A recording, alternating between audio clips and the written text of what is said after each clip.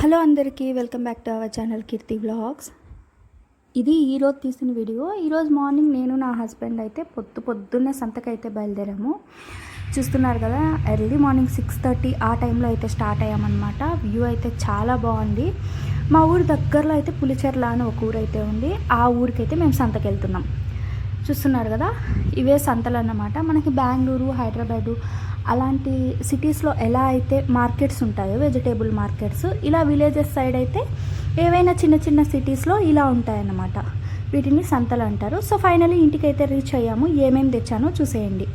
ముందుగా బొరుగులు, చోడేపల్లి బొరుగులు అంటారు వాటిని, చాలా బాగుంటాయి తినడానికి. సో అలాగే ఉప్మా రవ్వ, అగరబత్తీలు, అలాగే ఆయిల్ ప్యాకెట్స్ 2 తెచ్చాము. ఎందుకంటే మేము ఎప్పుడో ఒక రోజు వస్తూ ఉంటాము, మా అత్తమ్మకి ఇక్కడ తెచ్చిచ్చే వాళ్ళు ఎవరు ఉండరు. సో ఆమెకు సరిపోయేవన్నీ మళ్ళీ మేము వచ్చేంత వరకు వాటిని వాడుకుంటూ ఉంటుంది. 2 మైసూర్ శాండిల్ సోపులు, అలాగే 1 సర్ఫ్ ఎక్సెల్ సోపు, అలాగే పూజ ఆయిల్ 1, అలాగే మినపప్పు, అదే మేమైతే ఉద్దిపప్పు అంటాము. తర్వాత షుగర్ 1 kg అయితే తీసుకొచ్చాము.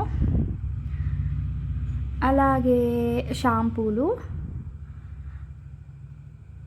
అలాగే పసుపు ప్యాకెట్, తర్వాత సర్ఫ్ ఎక్సెల్ సర్ఫ్, తర్వాత అన్నపూర్ణ గోధుమ పిండి. సో తర్వాత వచ్చి ఆవాలు, తరువాత అయితే యాలకులు. అవి ఆల్మోస్ట్ 10 రూపీస్కి ఒక 5-6 కూడా రాలేదు. సింగిల్ ప్యాకెట్స్ అయితే చిన్నవి ఇచ్చారు. నేనైతే ఏంటబ్బా మరి ఇంత తక్కువ ఇచ్చారు అనుకుంటున్నా. ఇంకా దోసల సోడా, తర్వాత విమ్ సోప్స్ అన్నమాట.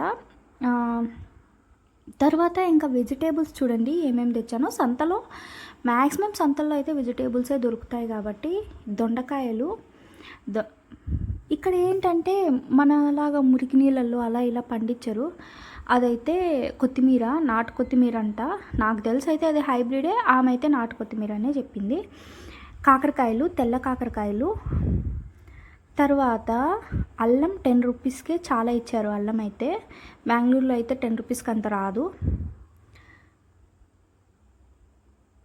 తర్వాత ముల్లంగి అయితే నాకు అసలు నచ్చదు, కానీ మా ఇంట్లో వాళ్ళైతే బాగా తింటారనమాట ముల్లంగి అయితే. మళ్ళీ మేము వచ్చేంత వరకు అయితే వెజిటేబుల్స్ ఉండవు, బట్ కానీ ఉన్నన్ని రోజులు చేసుకుంటుంది కదా అని చెప్పి అయితే తెస్తాము.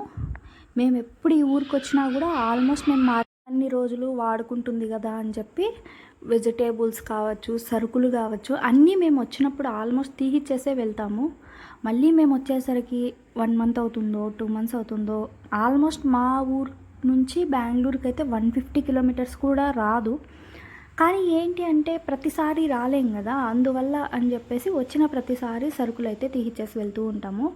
టమాటోస్ అయితే 1 kg వరకు తీసుకున్నాను. తర్వాత ఇక్కడ ఎండు చేపలు అయితే బాగుంటాయి అన్నమాట, అవి కూడా తీసుకున్నాను. తర్వాత వంకాయలు తీసుకున్నాను.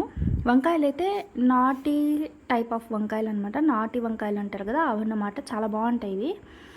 సో ఇవైతే తీసుకున్నాను.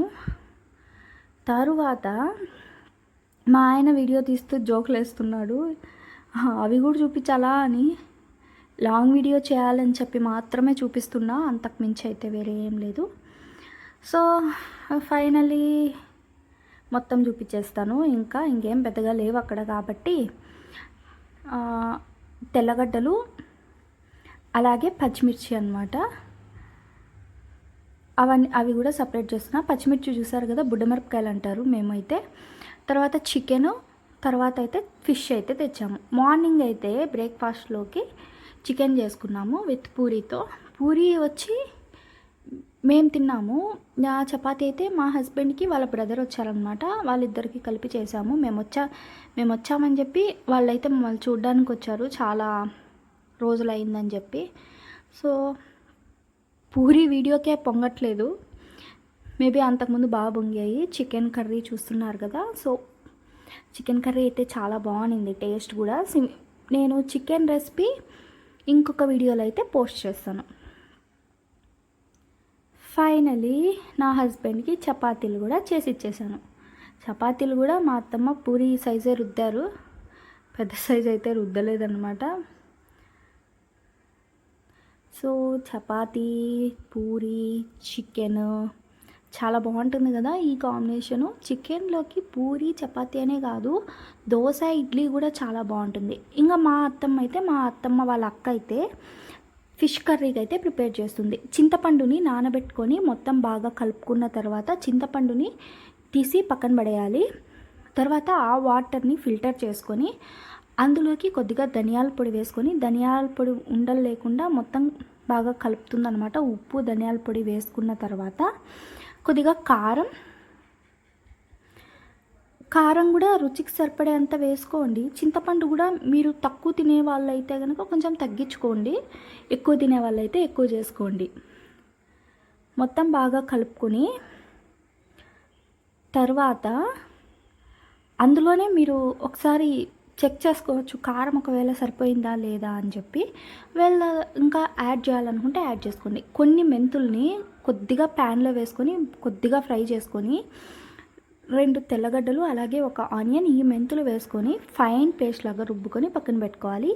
ముందుగా మేమైతే వాటిని సట్టెలు అంటాము, మీ సైడ్ ఏమంటారో నాకు తెలీదు.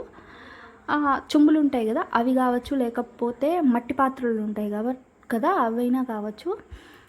అవి పెట్టుకొని కొద్దిగా ఆయిల్ వేసుకొని ఆవాలు, కరివేపాకు వేసుకొని అవి కొద్దిగా ఫ్రై అయిన తర్వాత టొమాటో వేసుకొని, టొమాటో బాగా ఫ్రై అవ్వనివ్వాలి.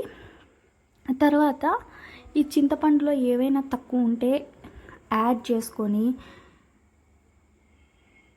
చేసుకొని పక్కన పెట్టుకోవాలి. ఆ టొమాటో ఏదైతే ఉందో అది ఫ్రై అయిపోయిన తర్వాత ఈ వాటర్ని అందులోకి యాడ్ చేయాలి. ఈ చేపల పులుసు మీరు ఒక 2-3 డేస్ పెట్టుకొని తిన్నా సరే చాలా బాగుంటుంది. ఈ ఫిష్ పీసెస్ అన్నీ మనం తినేసేసి పులుసు అలాగే పెట్టుకొని 2-3 డేస్ ఏం కర్మ 4-5 డేస్ కూడా తినచ్చు. సో పులుసు ఇంకా కొంచెం ఉడకనివ్వాలి. నేను త్వరగా వేసేసారు పీసెస్ మా వాళ్ళు. మళ్ళీ తర్వాత మళ్ళీ పులుసు వేరే దాంట్లో ఉడకబెట్టారు.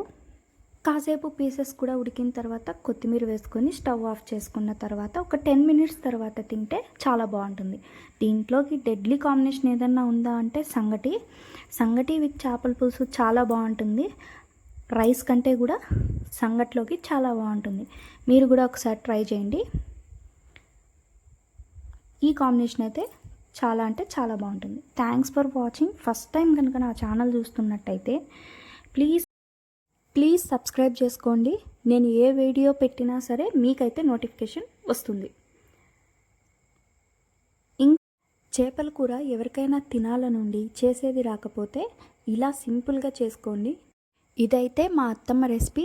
యాక్చువల్గా నాకు కూడా చేపల కూర అంత పర్ఫెక్ట్గా అయితే కుదరదు. అత్తమ్మే చేసింది, చాలా బాగుంది. ఈ సండే అయితే మేము మా ఊరికి వచ్చాము. ఈ సండే అయితే మాకు ఇలా గడిచిపోయింది. ఇంకా ఆఫ్టర్నూన్ అయితే మా మరిది వాళ్ళ ఊరికి అయితే వెళ్ళాము. అక్కడికి వెళ్ళేసి అక్కడ కాసేపు ఉండి ఈవినింగ్ ఇంటికి వచ్చి అయితే ఈ వీడియో అప్లోడ్ చేస్తున్నా. సరే మరి, థ్యాంక్స్ ఫర్ వాచింగ్. బాయ్. మళ్ళీ ఇంకో వీడియోలో కలుసుకుందాం.